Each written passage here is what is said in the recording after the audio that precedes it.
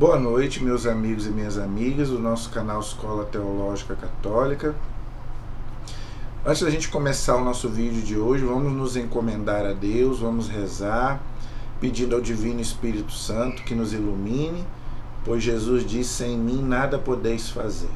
Em nome do Pai, do Filho e do Espírito Santo. Amém. Vinde, Espírito Santo, enchei os nossos corações, a nossa mente, para que possamos entender e aprender aquilo que ensinais na palavra do Senhor, para que possamos viver esta palavra, não sermos só ouvintes, mas vivermos da palavra do Senhor, que é viva, que foi escrita para a nossa instrução. Então, possamos aprender com a palavra do Senhor e possamos trazer para a nossa vida. Amém? Em nome do Pai, do Filho e do Espírito Santo. Amém. Muito boa noite, espero que todos estejam bem, na paz do Senhor Jesus, no amor de Nossa Senhora. E vamos gravar o nosso vídeo de hoje, mas eu venho pedindo a você já é inscrito no nosso canal? Se você ainda não é inscrito, se inscreva, compartilhe, coloque aí nos grupos, nas suas redes sociais, me siga no Instagram, me siga no Face, me siga aí nos grupos, tá, gente? Para que não deixe de compartilhar os vídeos com outras pessoas, deixe o seu like, o seu comentário, a sua pergunta, tudo isso ajuda o nosso canal a crescer. E eu conto com vocês aí para que a gente possa chegar ao maior número possível de pessoas.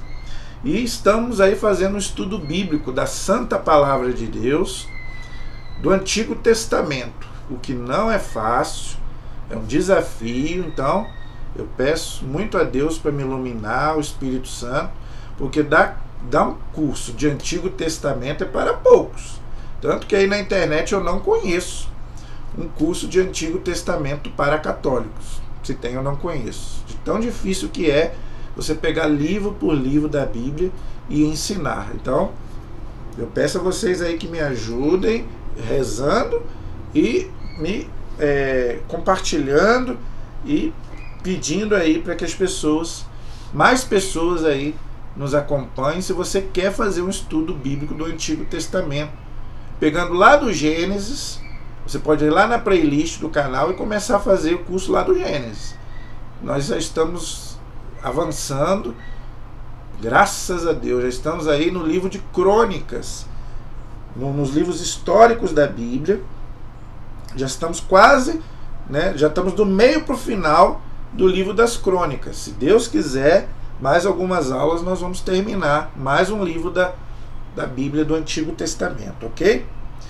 Como eu já venho falando, o livro das Crônicas, ele repete algumas coisas do livro dos Reis e do livro de Samuel. Então, aquilo que eu vejo que nós já abordamos, eu costumo adiantar para a gente poder ganhar tempo, tá? Nós estamos no segundo livro das Crônicas. Na Bíblia de Jerusalém é a página 611. No capítulo 25, nós paramos no capítulo 24. Hoje nós vamos estudar o capítulo 25 em diante. Os reinados medíocres de Amazias, Osias e Joatão. Então são reis de Judá que eles não foram tão ruins quanto os outros anteriores, mas eles também vacilaram em algumas coisas, e nós vamos ver aí algumas coisas que eles fizeram aí, tá bom? Começando com o rei Amazias, que foi um rei de Judá, que reinou 29 anos em Jerusalém. Ele fez o que é agradável aos olhos do Senhor, mas não com o coração íntegro. Então, gente, Deus olha o coração. Então, muitas vezes, aquela pessoa está até ali dentro da igreja, mas não está com o coração pleno em Deus. Eu vejo muito isso lá na igreja. Às vezes a pessoa está ali dentro, mas está conversando, não está nem prestando atenção no que o padre está falando. Então está ali de corpo, mas não está de coração. E Jesus falou isso. Esse povo me louva com a boca, mas o seu coração está longe de mim. Então muitas vezes nosso pensamento às vezes está em outra coisa, mas não. Então quando a gente for principalmente para a igreja, para a Santa Missa, a gente tem que ir com o coração aberto para poder encontrar com Deus, encontrar com Jesus. Deixar todos os problemas na porta da igreja. Seja se você tiver um problema com a esposa, com o seu filho, deixe na porta, para que você possa estar ali para se encontrar com o Senhor. Quem não vai na igreja para se encontrar com Jesus, a tendência é não voltar mais. Então, muitas vezes aqui, o rei até era um bom rei, mas o coração não estava plenamente em Deus. Ok? E diz aí uma coisa interessante. Quando se sentiu seguro no poder, mandou matar os oficiais que tinham assassinado o rei seu pai. Mas poupou os filhos deles, pois está escrito na lei, no livro de Moisés, que o Senhor ordenou o seguinte: os pais não serão mortos por causa de seus filhos, nem os filhos serão mortos por causa de seus pais, mas cada um morrerá por seu próprio crime. Então, gente, pecado de pai não passa para filho, pecado de filho não passa para pai. Então, cada um paga pelo seu próprio erro, pelo seu próprio pecado. O que pode acontecer é heranças negativas. Por isso que a gente às vezes faz oração até mesmo para a nossa árvore genealógica, né, dos nossos antepassados. Mas não é por causa de pecado, porque pecado dos antepassados não passa. Mas pode passar alguma herança negativa, como doença. Quantas doenças a gente tem, né, às vezes, né, que vem dos nossos ancestrais. Então, o que a igreja nos ensina? Podemos fazer oração, quebra de maldição, essas coisas assim.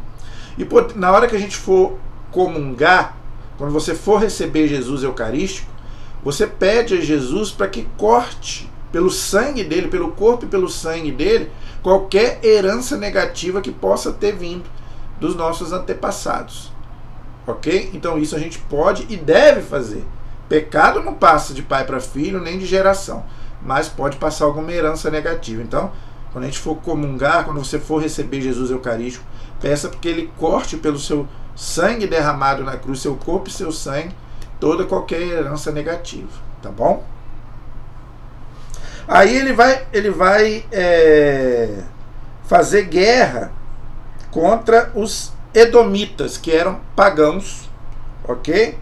Então ele reuniu os homens de Judá e colocou, segundo as suas famílias, as ordens dos oficiais de 1000, de 100, para toda a tribo de Judá e Benjamim, ou seja, a tribo do sul.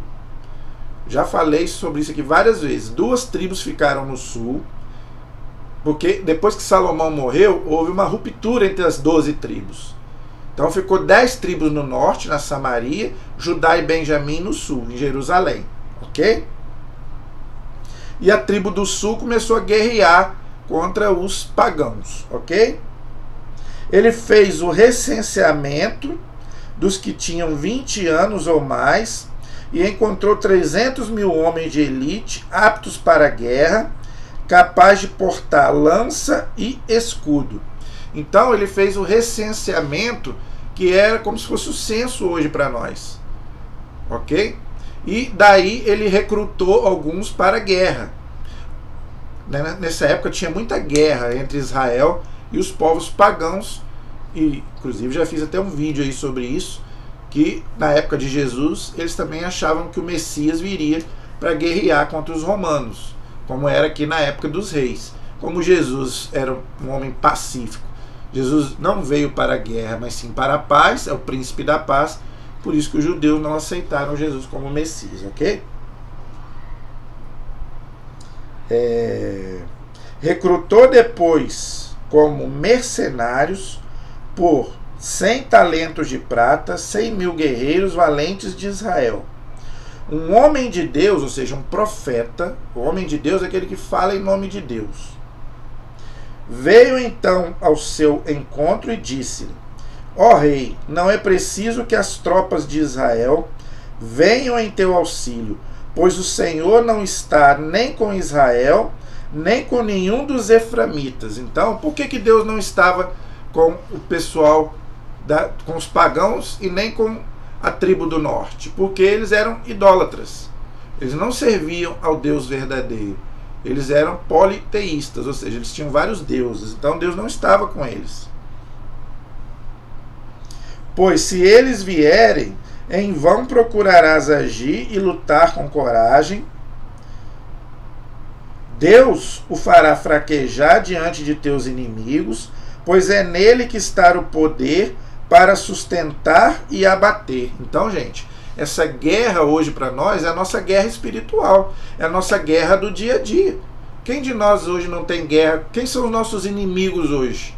É aqueles que querem nos derrubar. É o maligno, é o demônio. Então nós estamos numa batalha espiritual. Então por isso nós temos que estar na presença de Deus, buscar, né, estar na graça de Deus, porque a nossa batalha é muito pior do que os inimigos aqui do Antigo Testamento. Porque agora, como diz São Paulo, não é inimigo de carne e sangue, mas o exército espiritual do mal, ok? Amazias respondeu ao homem de Deus: Mas e os 100 talentos que dei ao exército de Israel? O Senhor tem mais que isso para te dar, disse o homem de Deus. Está vendo, gente? Então Deus tem muito mais para nos dar do que bens materiais, porque os reis, eles eram muito ricos, eles tinham muita riqueza. Nós vimos aí Salomão, era um homem, Deus acumulou eles de muitas riquezas, mas o que Deus nos dá é muito mais do que isso. Essas coisas, gente, são passageiras. Deus vai nos dar o quê? A vida eterna, a salvação. Então Deus tem muito mais para nos dar que coisas materiais. O rei separou então do seu exército aqueles que tinham vindo de Efraim e mandou-os voltar para casa. Eles ficaram muito irritados contra Judá e voltaram para casa cheios de cólera. Amazias resolveu partir à frente de seu exército, chegou ao vale do Sal e derrotou 10.000 filhos de Seir. Os homens de Judá trouxeram vivos 10.000 cativos, levaram-nos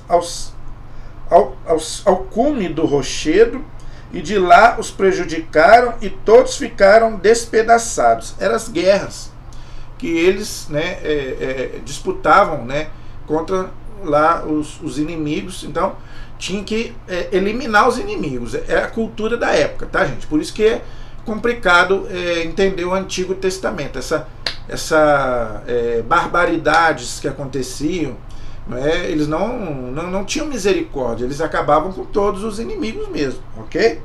Era a cultura da época. E os despedaçaram. Quanto à tropa que Amazias tinha despedido, em vez de levá-la para combater a seu lado, invadiu as cidades de Judá, desde a Samaria até Bet-Aron. Matou 3.000 pessoas e roubou grandes despojos. Depois de voltar de sua campanha vitoriosa contra os edomitas, Amazias trouxe os deuses. Aí ele começou a cometer idolatria, tá vendo? Depois que ele venceu os pagãos, ele acabou cometendo idolatria. Então ele trouxe os deuses deles, passou a invocá-los como seus deuses, prostrando-se diante deles e o incensou, tá vendo? Então, gente, infelizmente o rei se voltou contra Deus e passou a cometer idolatria, e aqui ofereceu incenso para os deuses.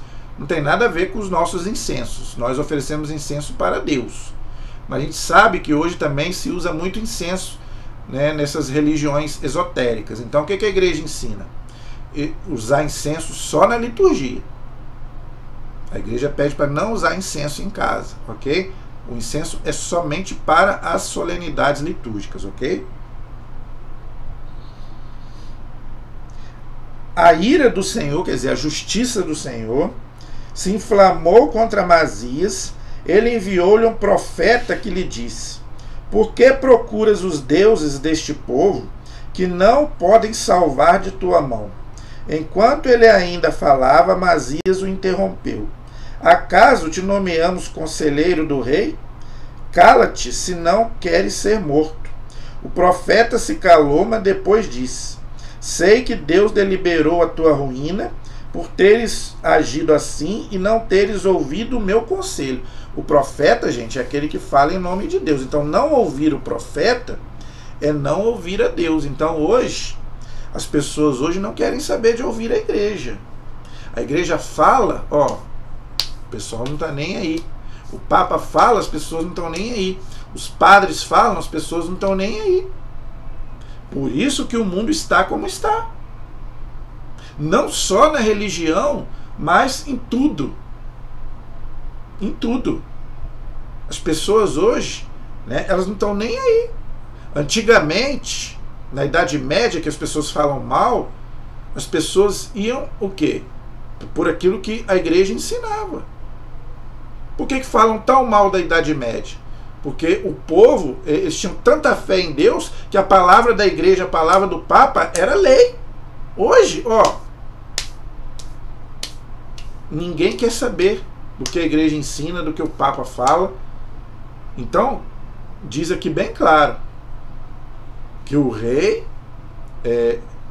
vai ser castigado porque ele não ouviu a Deus e não ouviu os profetas, ou seja, aqueles que falam em nome de Deus. Então nós não temos que ficar questionando a igreja. Não. Eu tenho que acatar aquilo que a igreja me ensina, porque o que a igreja fala, o que, né, o Papa fala, os padres dizem, é aquilo que Deus manda eles falar. Por isso eles estudam. Continuam estudando até hoje para nos ensinar. Fazem 3 anos de filosofia e 3 de teologia. Estudam muito. Gente, os papas, todos eles têm doutorado em teologia. Papa Bento tinha doutorado, Papa João Paulo II, o Papa Francisco também. Não é qualquer um que é colocado lá para nos ensinar a doutrina. E eles continuam guerreando. Depois de ter tomado o conselho, Amazias, rei de Judá, mandou dizer a Joás, filho de Joacás, filho de Jeú, rei de Israel: vem para medirmos força. Joás, rei de Israel, mandou em resposta esta mensagem a Amazias. O que ele falou? Ele falou que enchestes o teu coração de orgulho, celebra a tua glória e fica em casa. Para que provocar a desgraça e causar a tua ruína e a de Judá contigo? Mas Amazias não lhe deu ouvidos, pois era Deus quem queria castigar aquela gente por terem ido atrás dos deuses dos pagãos. Então, olha aí, tá vendo? Então, gente, esse castigo de Deus é justiça. Muitas vezes, o pai tem que castigar o filho. Não, gente, não é mal, não é pecado o pai que castiga o filho. Vai ficar ali vai ficar ali de castigo ali 2 horas ali, sem ver televisão, sem mexer no celular. Por quê? Porque desrespeitou o pai, desrespeitou a mãe, desrespeitou a professora, fez malcriação, bateu no irmão. Tem que ficar de castigo, sim, senhor. Então, esse castigo de Deus é correção. Gente, se a gente não corrigir os nossos filhos, depois a gente vai perder os nossos filhos. Uma vez eu vi na placa de um caminhão, não é? Eduque o seu filho antes que o traficante o faça. Presta atenção. Eduque teu filho antes que o traficante o faça. Mas eduque o seu filho pela conquista e pela fé. Presta atenção. Eduque seu filho pela conquista e pela fé. Primeiro você tem que conquistar o seu filho. Não é com aquilo que você dá para ele, com aquilo que você é, com o seu exemplo. Não adianta nada você falar para ele não fazer se você faz. Não adianta nada você falar para ele xingar, não xingar se você xinga. Então, primeiramente, você tem que educar pelo exemplo, pelo aquilo que você é. Meu pai é um homem honesto, meu pai não fala palavrão, e pela fé. Meu pai é um homem de igreja, meu pai vai na missa. Você não pode querer que seu filho vá na missa e você não vai na missa. Então, primeiramente, eduque pelo exemplo, e segundo, eduque pela fé. Ok? Joás, rei de Israel, partiu para a guerra e se enfrentaram ele e Amazias, rei de Judá, que pertence a Judá. Judá foi derrotado por Israel e cada um fugiu para a sua tenda.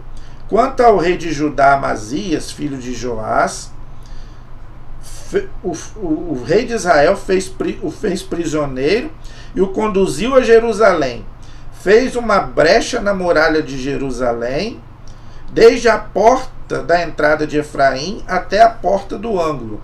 Apoderou-se de todo o seu ouro, de toda a sua prata, de todos os objetos que se achavam no templo de Deus, na casa de Obededom e dos tesouros do palácio real.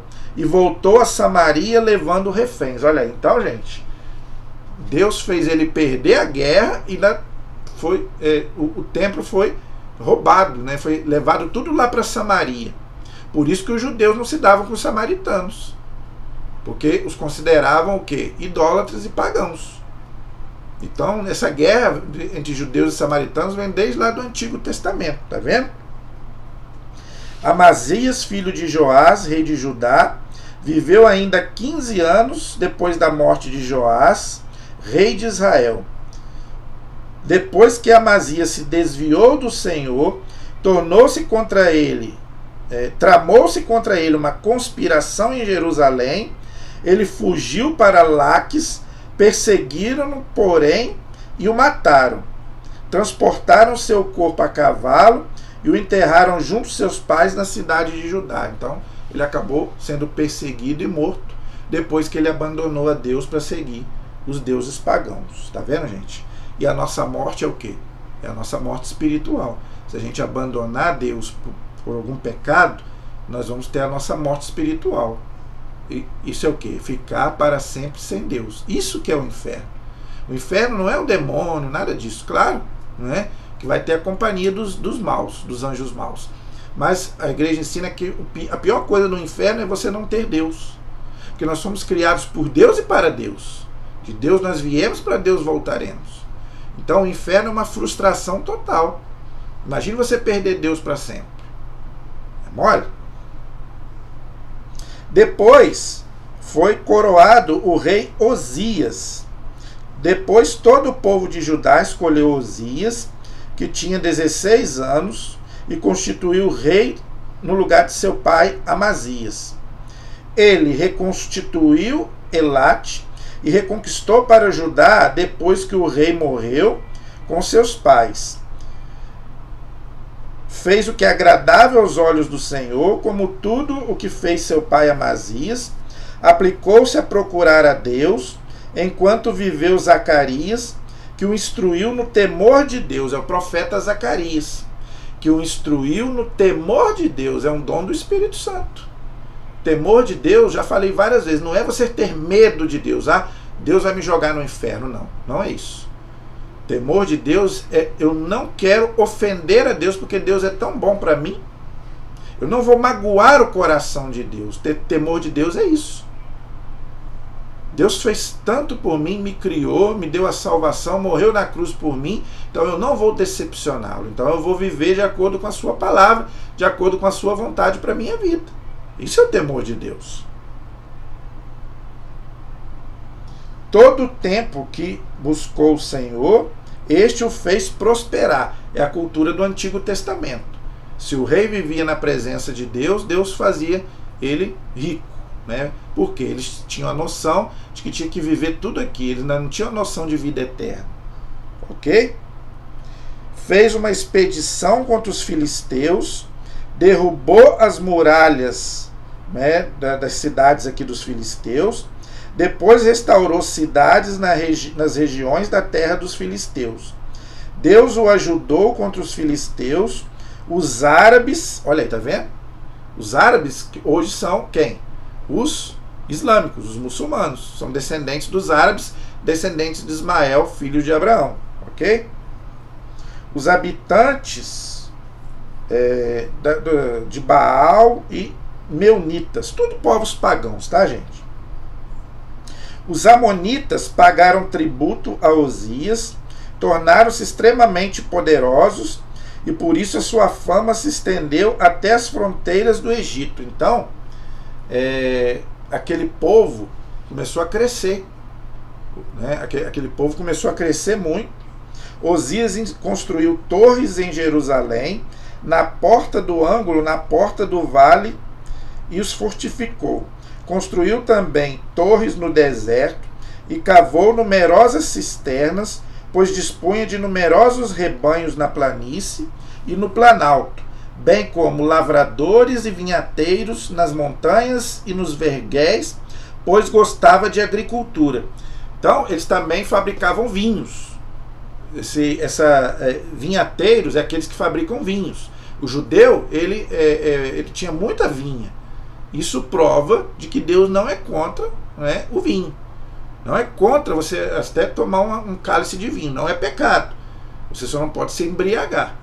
Lembra que Jesus transformou 600 litros de água em vinho? Se Jesus fosse contra tudo isso, Jesus não faria aquele milagre, não é?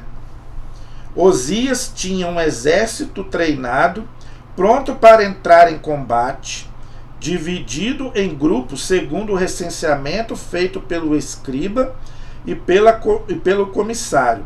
O exército estava sob a direção de Ananias, um dos oficiais do rei.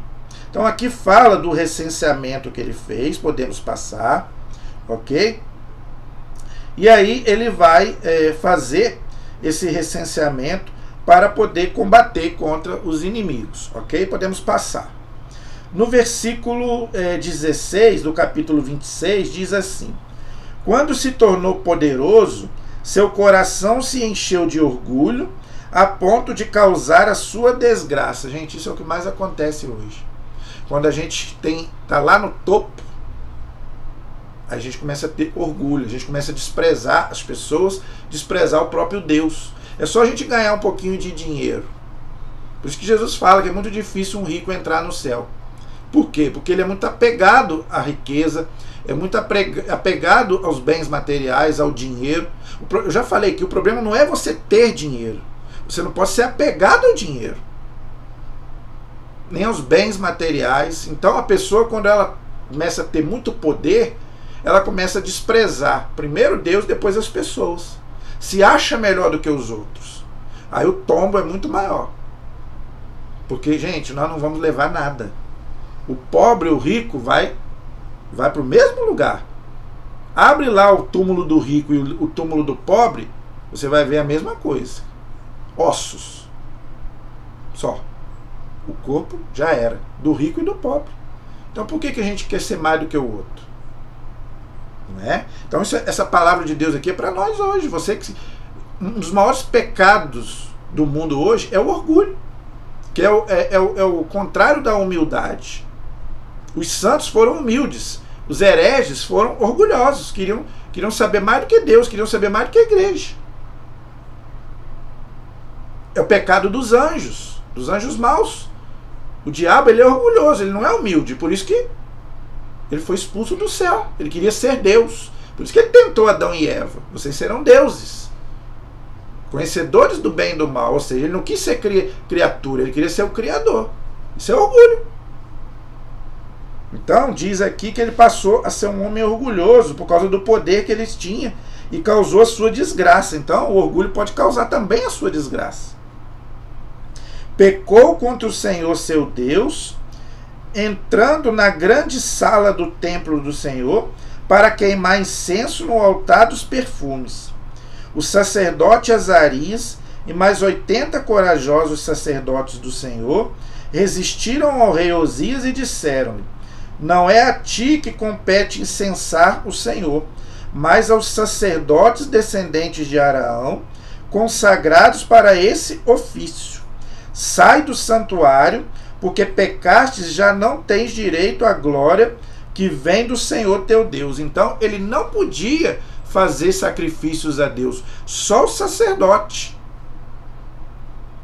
E ele mesmo fez um sacrifício a Deus no templo, mas ele não podia fazer. Só quem podia fazer era o sacerdote judeu. É como se fosse hoje um leigo querendo celebrar a missa. É o que eu mais vejo na internet aí. Esses absurdos que nós estamos vendo aí, né? O padre, às vezes até o próprio padre convidando pessoas para celebrar junto com ele. Não pode.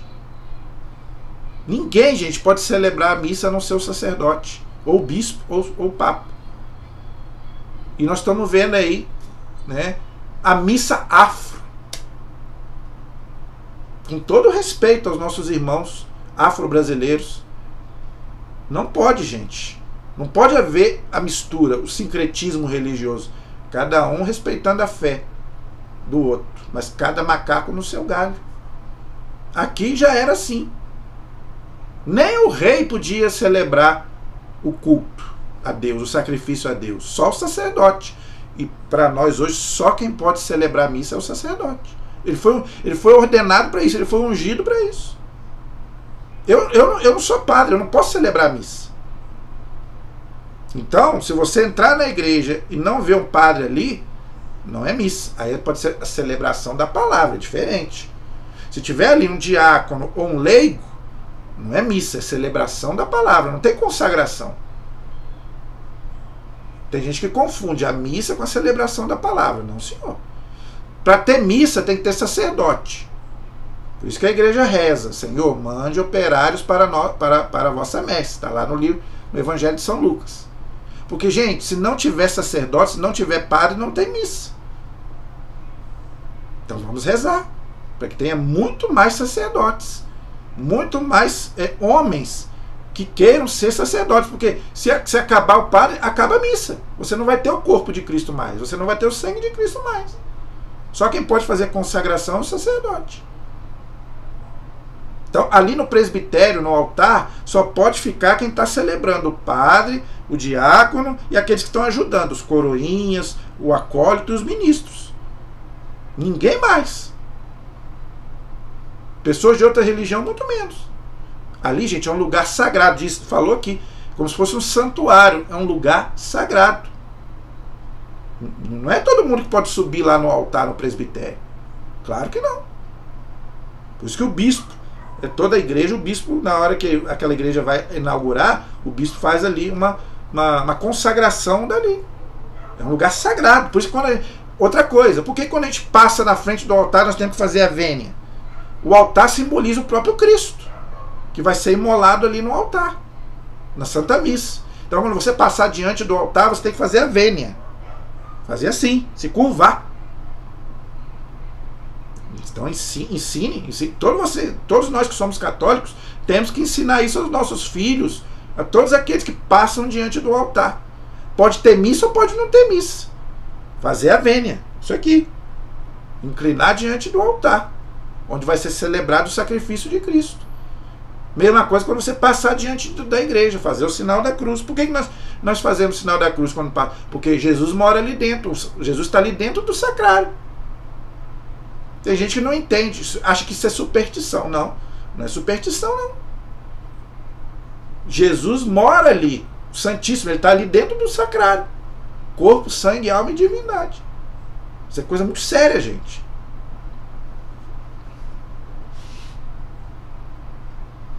Osias, que tinha nas mãos o incensório, tá vendo?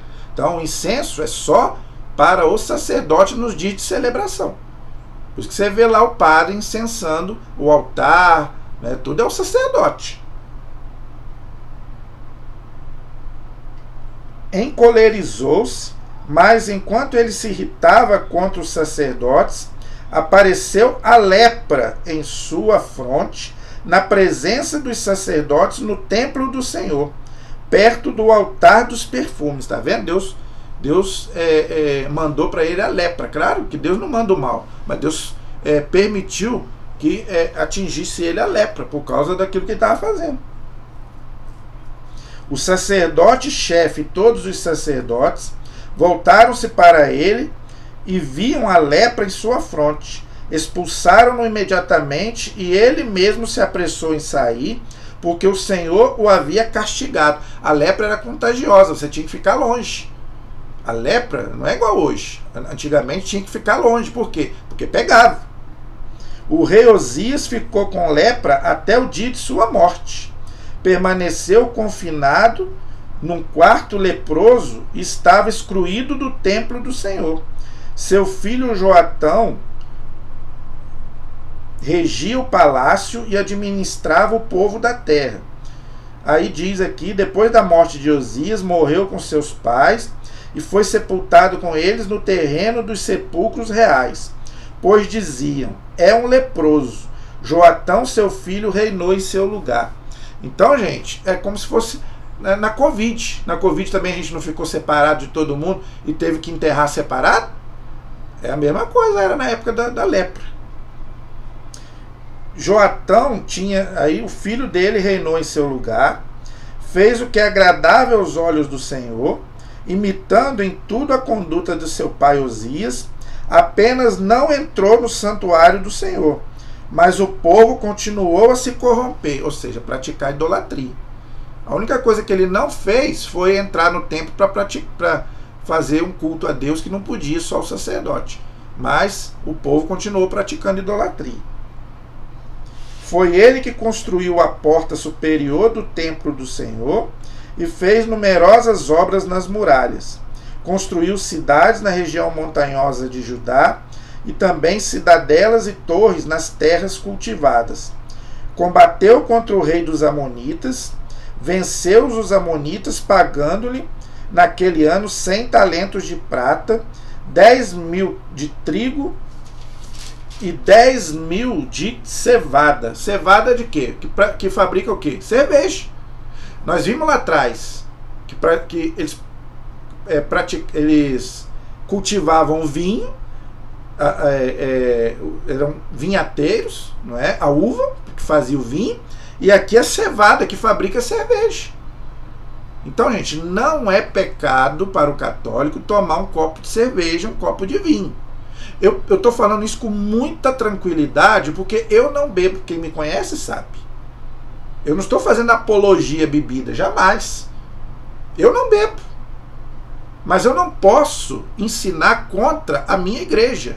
A igreja diz que não é pecado tomar um copo de cerveja, um cálice de vinho. Se você não é viciado, se a sua família não é viciada, você pode tomar um copo de cerveja, uma taça de vinho. Jesus bebia vinho. São Paulo bebia vinho. Entendeu? São Paulo manda tomar um copo de vinho, está lá na carta de Timóteo. Agora, é pecado a embriaguez. A embriaguez é pecado.